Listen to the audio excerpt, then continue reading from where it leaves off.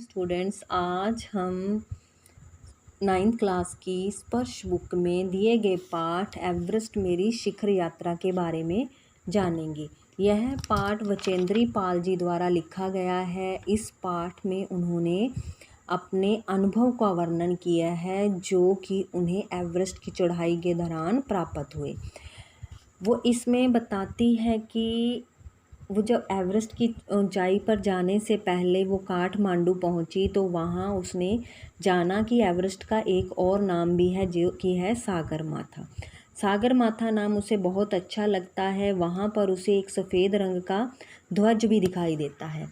उस ध्वज के बनने का कारण क्या था? वहाँ पर 150 किलोमीटर से भी ज़्यादा तेज़ हवाएं चलती थी, जिस कारण से बर्फ़ क्या है उड़ रही थी और वह ऐसे प्रतीत हो रही थी जैसे कोई ध्वज लहरा रहा हो। उनके दल का नेता था वो कर्नल खुल्लर था और उपनेता प्रेमचंद थे, जो कि बताते हैं कि किस तरह से रास्ते को साफ़ किया जाता है, चिन्हित किया जाता है और आगे बढ़ा जाता है। बेस कैंप में जब पहुंचते हैं तो उन्हें खबर मिलती है कि एक और व्यक्ति की मृत्यु हो गई है जो कि रसोई सहायक है। रसोई सहायक की मृत्यु का कारण क्या है? जलवायु परिवर्तन है। फिर वो आगे बढ़ते हैं और उन्हें पता चलता है कि हिम संकलन से किस तरह से बर्फ़ टूट जाती है, टुकड़ों में बंट जाती है, स्थिति कितनी खतरनाक हो जाती है। मीनू मेहता उन्हें क्या है इस बारे में जानकारी देते हैं कि किस तरह से सीढ़ियों से पुल तैयार किए जाते हैं, रस्सियाँ कैसे बांधी जाती हैं और भी कई तरह के जो तकनीकी कार्य हैं उनके बारे में जानकारी दी जाती है। उनके साथ जो यात्रा करने वाले हैं, इस चढ़ाई पर चढ़ने वाले हैं, वो है अंग दोरजी, लोबसांग, गगन बिस्वा, की, डॉक्टर मीनू मेहता और शेरपा। जब वो आगे बढ़ते हैं तो उन्हें क्या है, जो तेनजिन हैं वो मिलते हैं। तेनजिन को वो बताती है कि वो एक नई सीखने वाली लड़की है, लेकिन तेनजिन को विश्वास होता है कि वो आगे बढ़ सकती है। इसी तरह से वो आगे बढ़ते हैं। एक रात क्या होता है कि एक बर्फ़ का टुकड़ा गिरता है जो कि उनके तंबू को कुचलता हुआ आगे बढ़ जाता है। लोबसांग उनकी मदद करते हैं, वो छुरी से रास्ता साफ करते हैं और जो वचेंद्री है उसको वहाँ बर्फ़ से निकालते हैं। इसी तरह से वो आगे बढ़ते जाते हैं। कई लोग घायल होते हैं। घायल होने वाले व्यक्तियों को वापस भेज दिया जाता है। फिर वो आगे की तैयारी शुरू कर देते हैं। अपने साथ कुकिंग गैस, ऑक्सीजन, खाना ये सब लेते हैं। आगे बढ़ते ही उन्हें कई और दिक्कतों का भी सामना करना पड़ता है। लहाटू भी उनके साथ ही होता है। जब वो शिखर पर चढ़ाई कर रहे होते हैं तो वो रस्सी लेकर पहुंचता है। लहाटू को पता चलता है कि जो वचेंद्री है वो क्या है, ऑक्सीजन का कम प्रयोग कर रही है, जिस कारण से उसे चढ़ाई चढ़ने में बड़ी ही दिक्कतों का सामना करना पड़ रहा है। फिर वो उसकी ऑक्सीजन की आपूर्ति बढ़ा देता है, जिस कारण उसे चढ़ाई आसान लगने लगती है। 23 मई 1984 को वो क्या है एवरेस्ट की चोटी पर पहुंच जाती हैं। वहां पर पहुंचने वाली वो पहली महिला बन जाती हैं।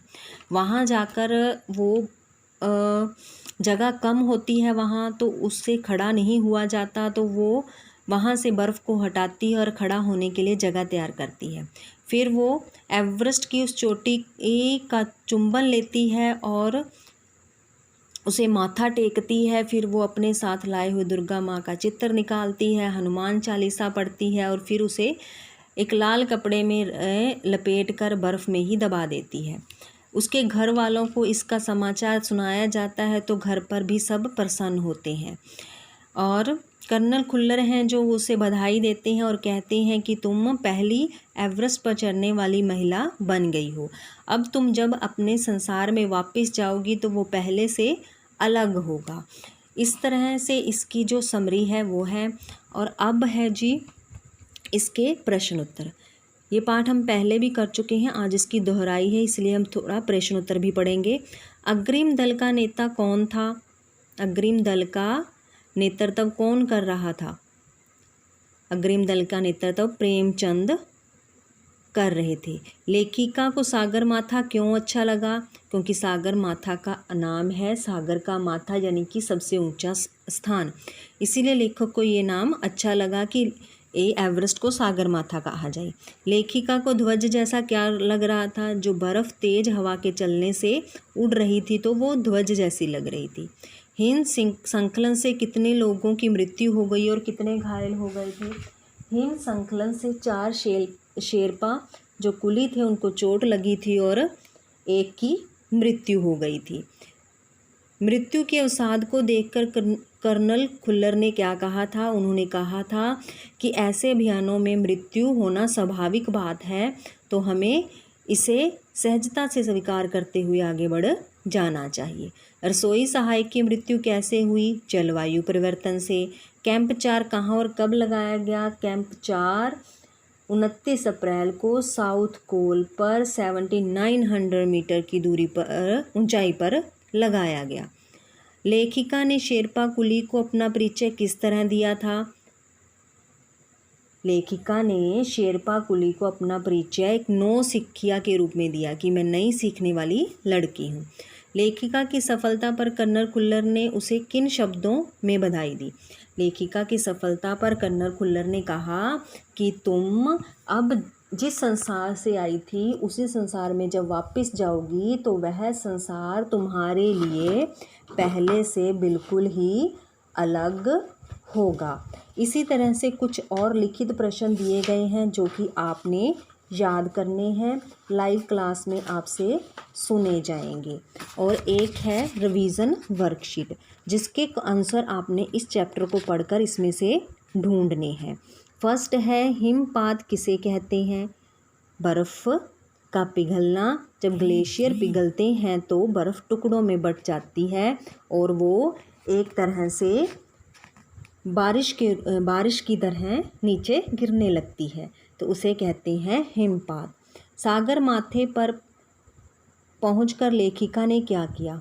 उसका चुंबन किया, उसको माथा टेका और वहाँ पर दुर्गा माँ का चित्र रखा, हनुमान चालीसा निकाली, उसे लाल कपड़े में लपेटा और फिर पूजा अर्चना की और फिर उसे बर्फ़ में दबा दिया।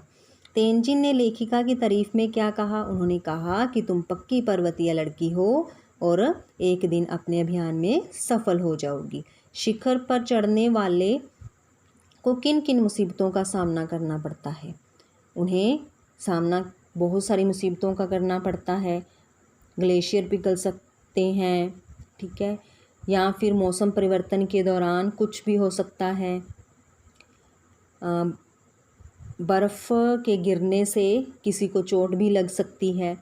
लेखिका की सफलता पर कर्नल खुल्लर ने उसे किन शब्दों में बधाई दी? उन्होंने कहा कि तुम्हारे माता पिता बड़े ही प्रसन्न होंगे और तुमने एक अनूठी क्या है विजय प्राप्त की है इस अभियान को पूरा करके, और तुम अब देश की पहली एवरेस्ट पर चढ़ने वाली महिला बन गई हो। हिम संकलन से कितने लोगों की मृत्यु हुई और कितने घायल हुए?